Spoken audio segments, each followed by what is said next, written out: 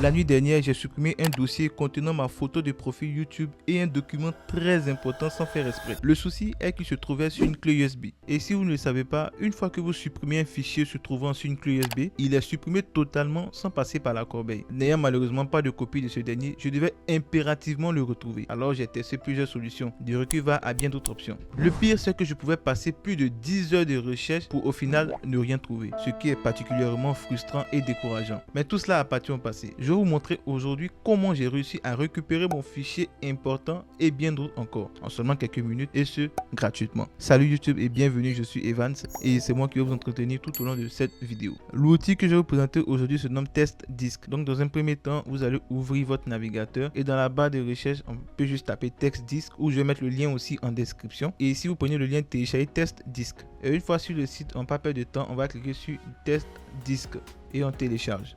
Ok, donc une fois que le téléchargement est terminé, on va juste ouvrir Test Disk. Mais comme c'est une archive, on va d'abord extraire.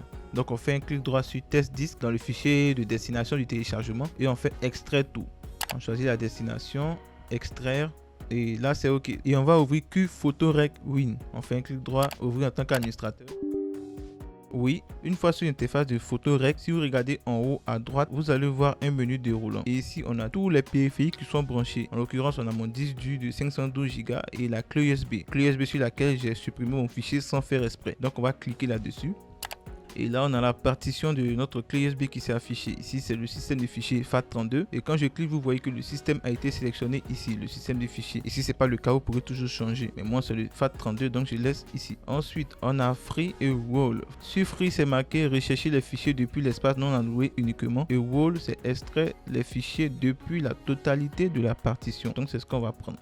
Et ici, on a le fichier de destination. Donc, on va cliquer sur parcourir parce qu'effectivement, il faut un dossier dans lequel on va pouvoir mettre tous nos fichiers qui ont été retrouvés. Donc, je clique sur parcourir et on va créer un dossier. Ça peut être n'importe où dans le téléchargement, peu importe. Moi, je vais faire dans bureau. Donc, je clique sur bureau, je fais nouveau dossier et on va mettre sauvegarde. Une fois que c'est fait, on va entrer dans ce dossier et on va cliquer sur sélectionner un dossier pour bien sélectionner notre dossier sauvegarde.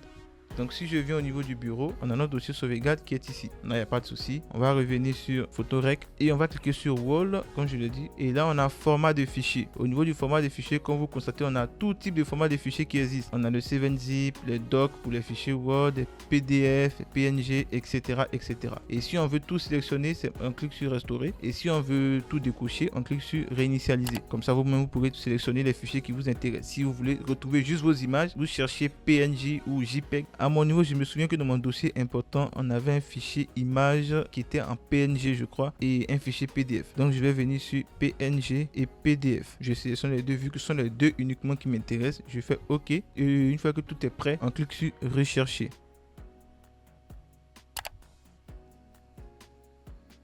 A few moments later. La recherche est maintenant terminée et comme vous le constatez, c'est marqué qu'il a retrouvé 137 fichiers. Pourtant, j'avais qu'un fichier PNG et un PDF. Et là, il a trié les fichiers. En PNG, j'ai 80 fichiers et en PDF, j'en ai 57. Une fois que c'est fait, on va cliquer sur Quitter et on va ouvrir le dossier sauvegarde que nous avons créé. Rappelez-vous. Donc j'ouvre, malheureusement les fichiers ne sont pas renommés, donc effectivement ça va peut-être prendre du temps pour retrouver l'image qui nous intéresse, mais comme j'ai dit c'est la photo de profil, donc on va aller pas à pas. Bon, heureusement pour nous on n'aura pas à chercher vu que la première photo c'est la photo qu'on cherchait, la photo de profil. Donc là comme on constate elle est en PNG, mais c'est juste qu'elle a été renommée un autre nom. Mais en plus de cela, il m'a aussi retrouvé d'autres fichiers comme ces images-là. Tous ces fichiers-là se trouvaient sur ma clé. C'était pour un projet de jeux vidéo, etc. Il me l'a retrouvé. Donc, on va maintenant chercher le deuxième fichier qui nous intéresse, c'est-à-dire le fichier très important. Comme vous constatez, on a plein de fichiers. On va juste tester le premier fichier PDF.